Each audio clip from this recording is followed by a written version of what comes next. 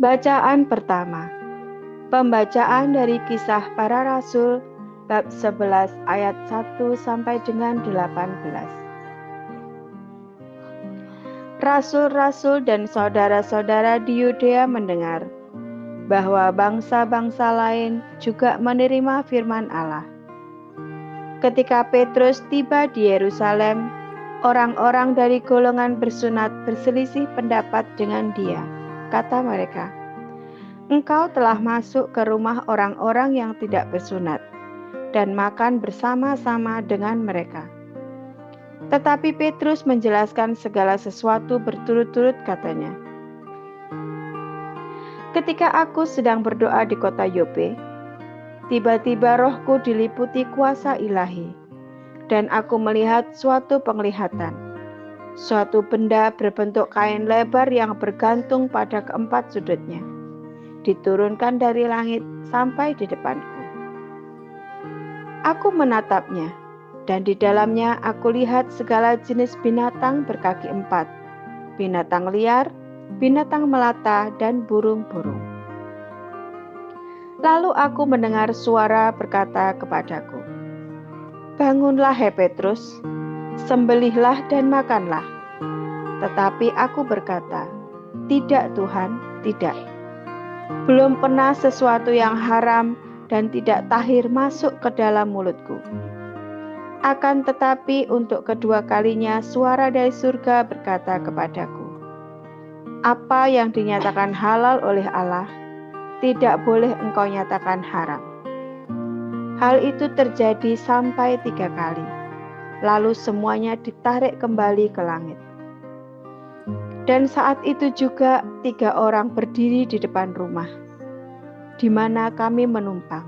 Mereka diutus kepadaku dari Kaisarea. Lalu kata Roh kepadaku, 'Pergilah bersama mereka dengan tidak bimbang.' Dan ke-6 saudara ini menyertai aku. Kami masuk ke dalam rumah Kornelius, perwira Romawi itu, dan ia menceritakan kepada kami bagaimana ia melihat seorang malaikat berdiri di dalam rumahnya dan berkata kepadanya, 'Suruhlah orang Yope untuk menjemput Simon yang disebut Petrus. Ia akan menyampaikan suatu berita kepada kamu yang akan mendatangkan keselamatan bagimu dan bagi seluruh isi rumahmu.' Dan ketika aku mulai berbicara, turunlah Roh Kudus ke atas mereka sama seperti dahulu ke atas kita. Maka teringatlah aku akan perkataan Tuhan.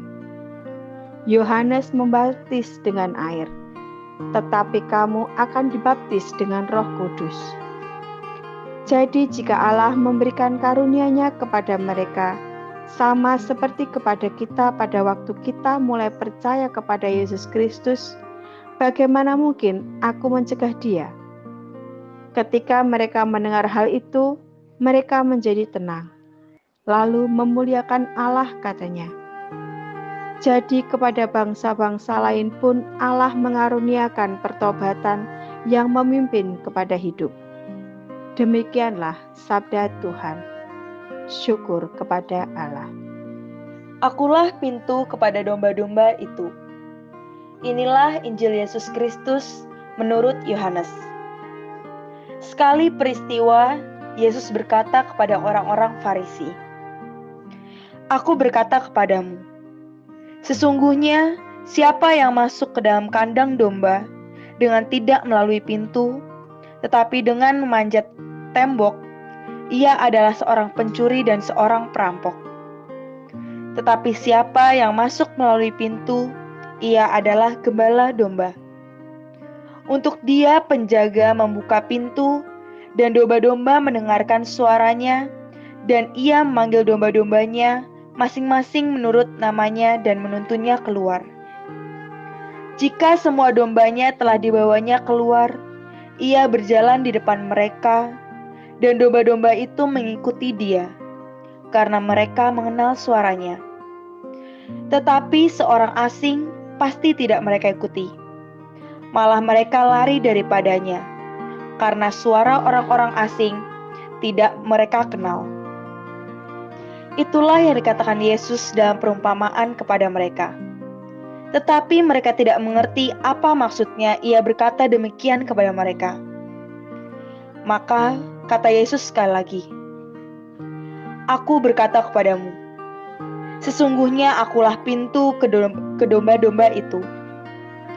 Semua orang yang datang sebelum aku adalah pencuri dan perampok, dan domba-domba itu tidak mendengarkan mereka. Akulah pintu. Barang siapa masuk melalui aku, ia akan selamat, dan ia akan masuk dan keluar dan menemukan padang rumput. Pencuri datang hanya untuk mencuri dan membunuh dan membinasakan. Aku datang supaya mereka mempunyai hidup dan mempunyainya dalam segala kelimpahan."